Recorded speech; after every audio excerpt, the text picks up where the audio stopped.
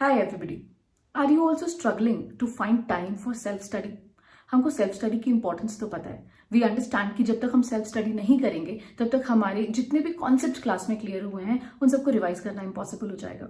लेकिन प्रॉब्लम ये है कि सबके लिए with school and tuition and coaching classes self study के लिए टाइम निकालना बहुत डिफिकल्ट हो जाता है. तो इस वीडियो में मैं आपके साथ शेयर करूंगी कि आप कैसे अपनी सेल्फ स्टडी के लिए टाइम निकाल सकते हैं.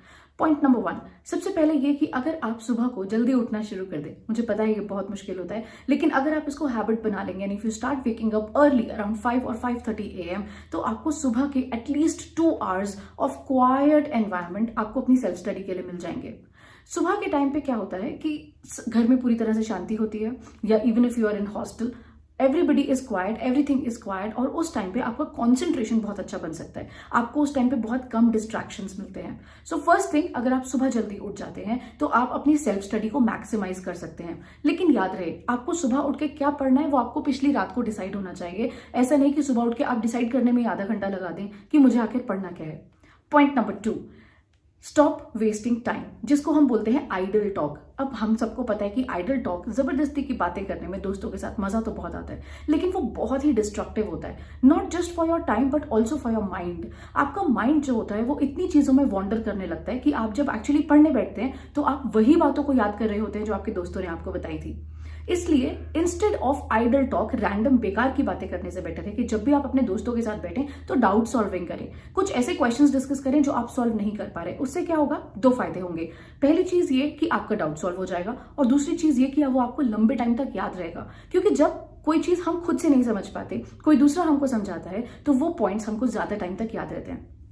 Point number 3, avoid distractions. आपको पता भी नहीं चलता कि आप कब आधा घंटा या 1 घंटा वेस्ट कर देते हैं रैंडम इंटरनेट स्क्रॉलिंग में. तो जब भी आप पढ़ने बैठे अपने फोन के इंटरनेट को ऑफ कर दीजिए, ताकि कोई डिस्ट्रैक्शन हो ही ना. कोई भी ऐसा मैसेज नहीं आने वाला आधे या 1 घंटे में जिससे लाइफ चेंज हो जाएगी. इसलिए 1 घंटे के लिए या जितनी भी देर आपका टारगेट की पढ़ाई है उतनी देर के लिए आप अपने फोन के इंटरनेट को ऑफ करिए, and then you will realize कि आप कितना टाइम मैक्सिमाइज कर रहे हो. अब पॉइंट ये है कि आप कुछ घंटे दिन के, मान लीजिए 8 घंटे के करीब आप स्कूल में स्पेंड कर देते हैं, उसके बाद आप ट्यूशन में जाते हैं, तो आपको घर आके यही समझ नहीं आता कि आप स्कूल वाली पढ़ाई करें या ट्यूशन वाली पढ़ाई करें. तो याद रखिए, ऑलवेज फॉलो 1 टीचर या फिर 1 इंस्टीट्यूशन. अगर आप स्कूल में जो टॉपिक्स पढ़ाए जा रहे हैं उनको फॉलो कर रहे हैं तो घर आकर के रेगुलरली उनको रिवाइज कीजिए, या फिर अगर आप अपने ट्यूशन में या फिर आप अपनी क्लासेस में, जो इवनिंग क्लासेस होती हैं, कोचिंग क्लासेस, उनको अगर फॉलो करते हैं तो आप उन टॉपिक्स को पढ़िए जो कोचिंग क्लास में पढ़ाए जा रहे हैं. किसी भी एक जने को अगर आप फॉलो करेंगे तो आपको ये रियलाइज होगा कि कुछ टाइम में आपका सिलेबस काफी लंबा हो गया है और काफी खिंच गया है, मतलब काफी कंप्लीट हो चुका है. अगर आप हमेशा कंफ्यूज रहेंगे कि मैं स्कूल का पढ़ूं या फिर मैं ट्यूशन का पढ़ूं, मैं कोचिंग का पढ़ूं कहाँ का, पढ़ना तो सब कुछ है. And ultimately if you realize at the end of the day सब लोग सेम ही चीज पढ़ाते हैं, बस कोई चैप्टर पहले कंप्लीट होता है, कोई चैप्टर कहीं पे बाद में कंप्लीट होता है, लेकिन सिलेबस तो सेम है. तो आप किसी भी एक को फॉलो कीजिए और उसको ही रिवाइज कीजिए, घर आके उसको ही पढ़िए.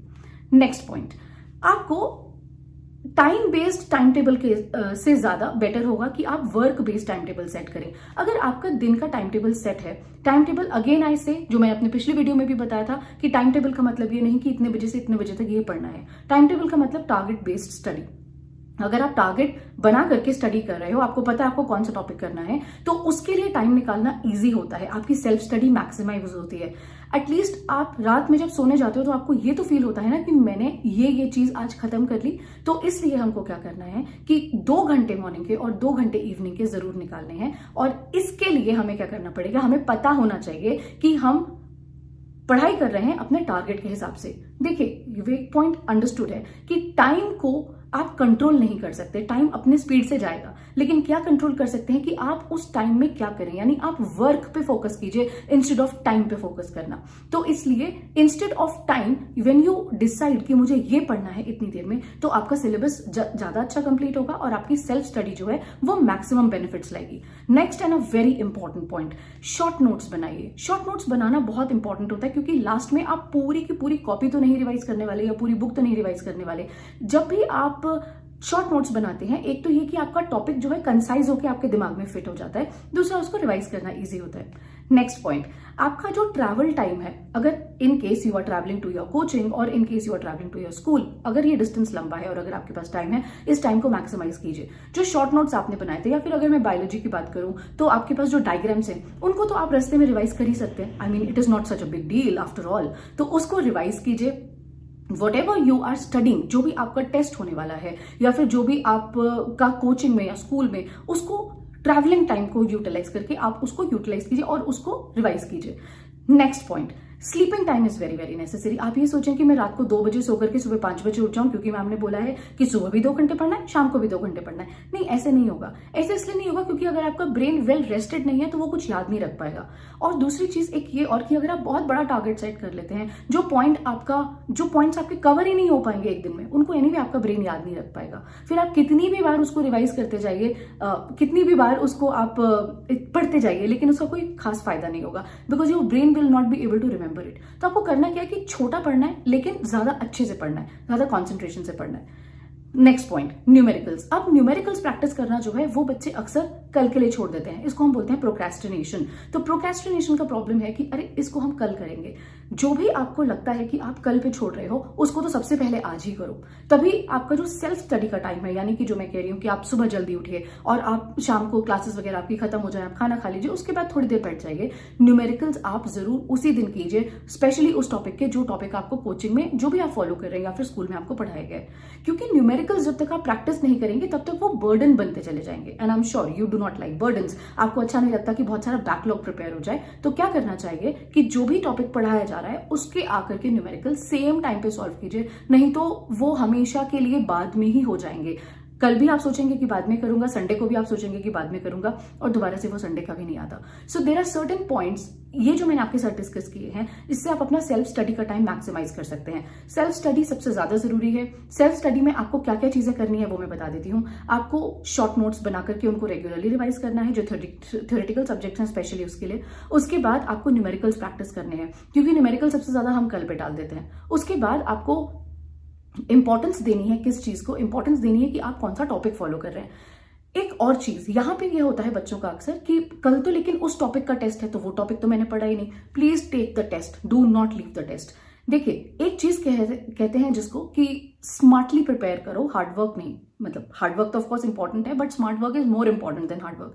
स्मार्ट वर्क का मतलब ये है कि आप पढ़ाई के केस में बहुत सारे पीवाईक्यूज सॉल्व कीजिए। जब आप बहुत सारे पीवाईक्यूज सॉल्व करते हैं तो आपको रियलाइज होता है कि क्या टॉपिक्स इंपॉर्टेंट है, किससे ज्यादा क्वेश्चंस आते हैं। उन टॉपिक्स को तो डेफिनेटली आपको छोड़ना ही नहीं है, पूरे कॉन्सेंट्रेशन से पढ़िए, उनको रिवाइज कीजिए और उनके ऊपर जितने भी क्वेश्चंस है, न्यूमेरिकल्स है, उनको जरूर सॉल्व कीजिए। So there are certain things which if you follow, तो आपका जो सेल्फ स्टडी टाइम है वो मैक्सिमाइज हो जाएगा। मैक्सिमाइज से मेरा मतलब ये नहीं है कि आप सेल्फ स्टडी के टाइम को 4 से 6 घंटा पढ़ाइए। मैक्सिमाइज का मेरा टाइम ये है कि जब आप कहते हो कि आप 4 घंटा पढ़ रहे हो, तो आप एक्चुअली 4 घंटा पढ़ो और उस 4 घंटे का कोई आउटकम आना चाहिए। ऐसा नहीं कि मैंने पढ़ तो लिया लेकिन लास्ट में क्या, मुझे तो कुछ भी याद नहीं हुआ क्योंकि मैंने ये भी थोड़ा सा पढ़ लिया, वो भी थोड़ा सा पढ़ लिया। नहीं नहीं, एक पर्टिकुलर टॉपिक को उठाइए और उसको कंप्लीट कीजिए अपने सेल्फ स्टडी के टाइम में। तो आप ट्रैवलिंग टाइम को मैक्सिमाइज करो, अननेसेसरी आइडल टॉक मत करो, इंटरनेट को पढ़ते समय ऑफ कर दो। इन सब चीजों से कुछ भी चेंज नहीं होगा, सिर्फ ये होगा कि आपका पढ़ाई का जो आउटपुट है वो बहुत अच्छा निकल के आएगा। एक और चीज जो मैं अक्सर बोलती हूँ कि जो भी चीजें आपको डिस्ट्रैक्शन लगती हैं, जो भी चीजें आपको लगता है कि रैंडमली आपका दिमाग बार बार वहां जाता है, उनको हमेशा शीट पे लिखिए ताकि आपको पता रहेगी आपका दिमाग किन चीजों में ज्यादा जा रहा है। So these are some points which will help you to maximise your study time, personal study time, जो आपका सेल्फ स्टडी का टाइम है। और अगर आप इनको फॉलो करते हैं तो डेफिनेटली आपके दिन के 4 घंटे भी पढ़ाई के लिए बहुत ज्यादा इनफ हो जाएंगे। Let me know in the comment box how the video help you. Thank you.